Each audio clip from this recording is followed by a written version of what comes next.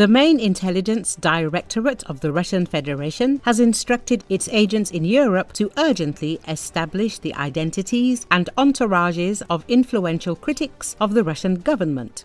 The goal is to prepare possible intimidation and pressure operations. This is reported by the Moscow Times. In early 2025, the Main Intelligence Directorate of the Russian Defense Ministry stepped up operations against opposition-minded public figures in Europe. According to the Dossier Center, GRU agents received direct orders to collect the most detailed information possible about people who openly oppose the Kremlin. First and foremost, we are talking about politicians, journalists, bloggers, activists and representatives of creative circles whose anti-war and anti-Kremlin positions influence public opinion. The agents are required to provide not only biographical data, telephone numbers and residential addresses, but also information about the financial connections, sponsors and business partners of these individuals.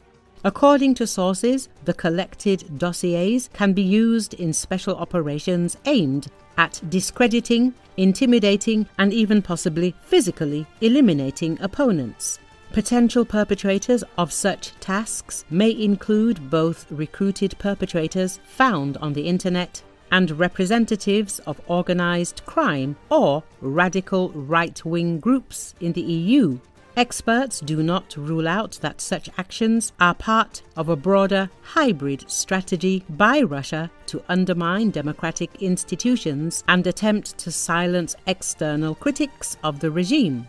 The Dossier Center is an international project founded by Mikhail Khodorkovsky that specializes in exposing corruption and the activities of Russian intelligence agencies. Let us recall that European intelligence services reported that Russia was preparing a possible aggression against the EU, against which backdrop Kaja Kallas called for increased support for Ukraine and an increase in defense spending.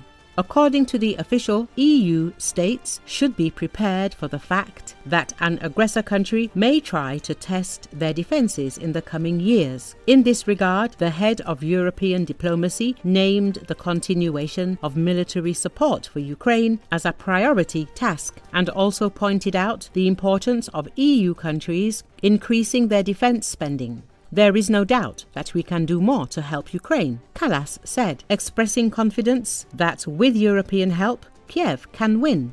She supported statements by US President Donald Trump, who believes that NATO allies should invest more in defense.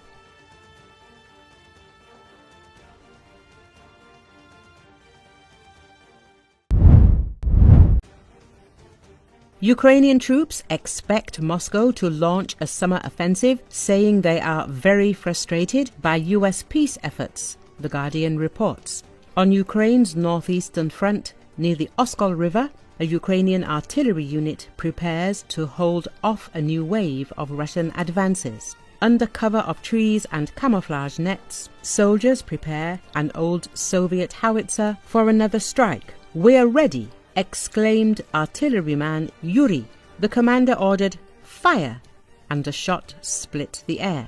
Once popular with holidaymakers, these places have now become a battlefield. The enemy is trying to cross the Oskol River to seize the R79 highway leading to strategic Kupiansk and then encircle Kharkiv. Our task is to prevent them from crossing the river. We do this by shelling their logistics in the rear, explains Captain Sahi from the 1st Brigade of the National Guard of Ukraine, Burevi. According to him, in recent months, the Russians have significantly reduced their attempts to transfer equipment. Their pontoon bridges are destroyed immediately. Drones are used against enemy equipment, some of which sink during attempts to form a river. Bodies of Russian soldiers lie next to the burned vehicles. Artilleryman Yuri says, "Sometimes they take their dead, sometimes they don't. The dogs eat their remains. A lot of Russians died. We like it." The front line is constantly changing. The battles are taking place in fields and destroyed forest belts.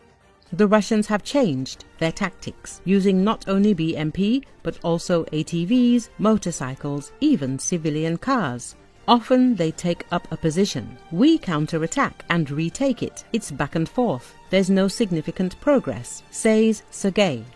Despite US efforts to end the fire, Moscow continues to fight. Putin announced a ceasefire on Victory Day, but he broke similar promises on Easter.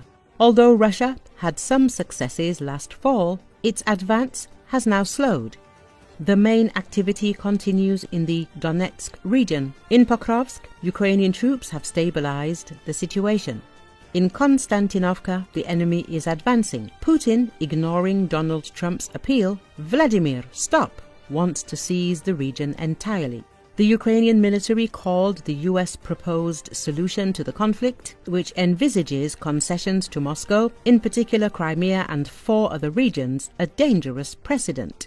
One of the soldiers said, "It legitimizes the redistribution of territory by force and opens a Pandora's box for the world. This is our country. Trump should not decide where our borders lie." After the recent fighting, Dvorechnaya was reduced to ruins. Local resident Evgeny told how his neighbor Vladimir died from his wounds without receiving medical care. "We took the body to the barn, but did not have time to bury it. Later, we ran away on foot to Kutkovka." According to Kupiansk Mayor Andrei Besedin, the area is under constant shelling, 1,500 strikes per month. Despite the lack of basic conditions, about 750 people remain in the fire zone. Some soldiers are expecting a Russian offensive this summer. Whenever they see weakness, they take what they can, says drone operator Alex. Another military official said the US peace initiatives were quite disappointing. Zelensky is forced to balance international politics with the real threat of another invasion.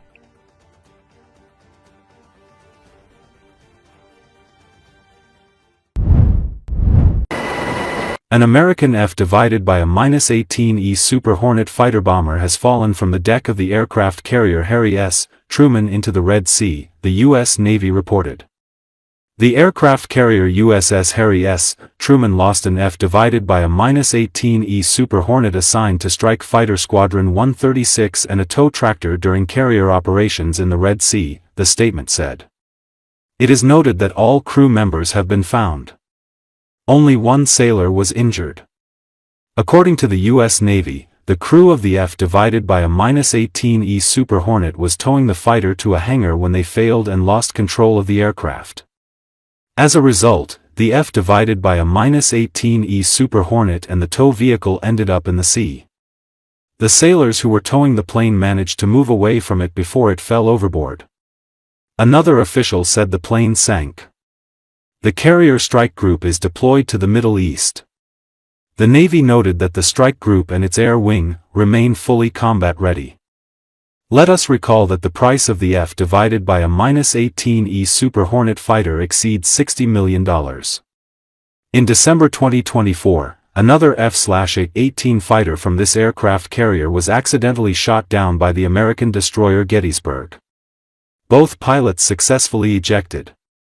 Earlier, the Yemeni Ansar Allah Movement's Al Masirah TV channel reported that Yemeni Houthis attacked an American aircraft carrier and forced it to retreat to the northern part of the Red Sea. The USS Harry S. Truman has been operating in the Red Sea since last September when it was deployed to help protect commercial ships against near-constant attacks by Houthi rebels in Yemen. It's not clear what contributed to the crew members losing control of the aircraft aboard the carrier, which has previously been targeted by the Houthis. According to a U.S. official, initial field reports suggest a sudden movement of the carrier due to Houthi fire might have been a factor in the incident. But those reports remained unconfirmed while the investigation plays out. The Truman carrier was involved in another incident earlier this year when it collided with a merchant ship near the Suez Canal. Its commanding officer was subsequently fired. The carrier was slated to come home last month, but Defense Secretary Pete Hegseth extended its deployment while ordering another carrier, the USS Carl Vinson, to the region to bolster military power.